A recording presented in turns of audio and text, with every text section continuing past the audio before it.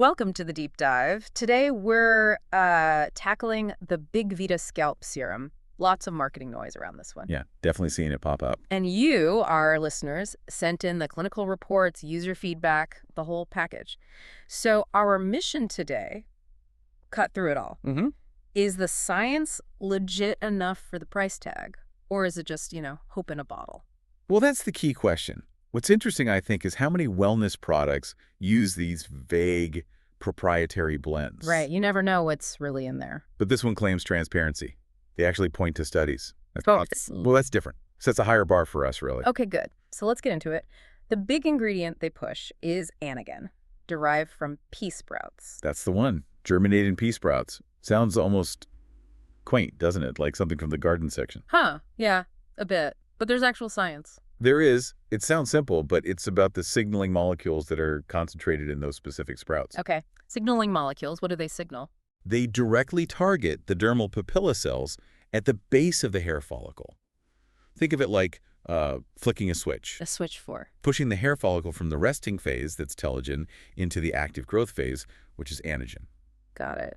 Anagen good, telogen not so good if you want more hair. Exactly. And that leads to their big headline number. Ah, yes, the 78% increase in hair growth propensity. That sounds huge. Very marketing friendly. It does. And we always need to look closer at numbers like that. Where did it come from? Right. Was it like 5 people in a lab somewhere? It came from a controlled trial over 3 months. And they reported other things, too, like a 34% reduction in overall hair loss after just 1 month. Okay, 34% in a month is noticeable. It is. But to really understand that 78% figure, you have to look at the anagen to telogen ratio. That's the core metric. Explain that ratio again. What does it actually measure? It's simply the ratio of hairs actively growing versus hairs that are resting or getting ready to shed. Higher is better. And the study showed? An improvement. It went from a ratio of 4 up to 7.2. Okay, hold on. A ratio of 4. What does that feel like for someone? Is that when you start noticing more hair in the brush, maybe? Pretty much, yeah. It's often that point where shedding feels a bit more than usual, maybe concerning. That's when people start looking for options. And getting to 7.2, that translates into seeing fewer hairs fall out, like visibly. That's the implication. And mathematically, that specific shift from 4 to 7.2 is how they calculate that 78% increase in growth propensity over the 3 months. It's tied to measurable data. Okay, that makes more sense than just a standalone percentage. But, usually it's not just one ingredient doing all the work. True. Effective formulas rarely rely on a single star. So what about the other things listed? Centella asiatica, Biota orientalis, leaf extract. Fancy names. Those are more about the scalp environment, creating the right conditions, you could say. How so? Well, Centella asiatica is pretty well known for helping with microcirculation, better blood flow to the scalp. Okay, important for delivering nutrients. Exactly. And Biota orientalis leaf extract. That's often used in traditional medicine. It seems to help reduce inflammation and just generally stabilize things around the follicle. So anagen pushes growth. The others make the scalp a better place for growth, like preparing the soil before planting seeds. That's a great analogy. It's a more holistic approach, stabilizing the scalp barrier. All right, let's switch gears to user reports.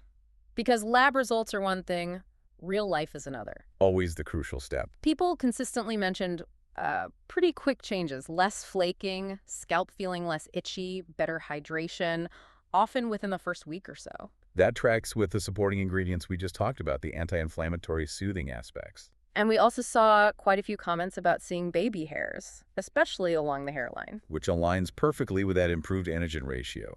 More hairs entering the growth phase. Makes sense. What about actually using the stuff? Is it greasy? Annoying? That's a common complaint with serums, isn't it? But this one seems to avoid that. It's water-based. Oh, good. So it absorbs quickly. It doesn't leave your hair looking oily. Exactly. Non-greasy, absorbs fast, doesn't weigh hair down. That's a big plus for practicality. People are more likely to stick with it. And the applicator, they have that built-in massager thing? Yeah, it combines applying the serum and massaging it in. Convenient, especially if you travel or just want one less step. Though, full disclosure, we did see a couple of notes about the cap.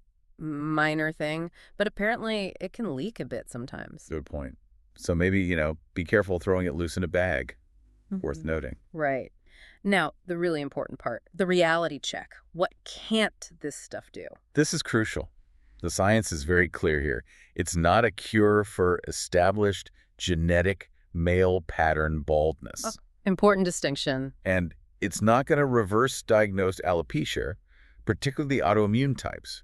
The mechanisms are different. So setting expectations is key. Who is this realistically for, based on the science we've seen? It looks best suited for individuals dealing with, let's say, increased shedding, maybe due to stress, recent illness, some hormonal shifts, or even nutritional factors. Right, or people just struggling with a dry, itchy, maybe slightly inflamed scalp, looking for some balance. Exactly. Modest improvements in those scenarios seem well supported by the data we reviewed. Temporary thinning, scalp discomfort. And you mentioned the company transparency earlier. That adds a bit of confidence. I think so. They provide actual contact info, manufacturing details. It's not some anonymous ghost corporation. Yeah, no vague P.O. box address. And they offer a 90-day money-back guarantee. That shows they have some confidence in the product themselves. Okay, so summing up this deep dive, Bigvita Scalp Serum seems surprisingly solid. It looks like one of those rare examples where the product actually backs up its claims, albeit modest ones, with decent research. It does appear to separate itself from a lot of the scalp snake oil out there. The focus on measurable outcomes like that antigen-intelligent ratio is key. A good example of science over just hype. Which brings us to our final thought for you, the listener. Thinking bigger picture here. When you're looking for solutions, whether it's for hair health or any aspect of personal wellness, how are you using hard metrics? How do you look past the sophisticated marketing to find real science? Think about that antigen-intelligent ratio, a specific measure of growth versus shedding.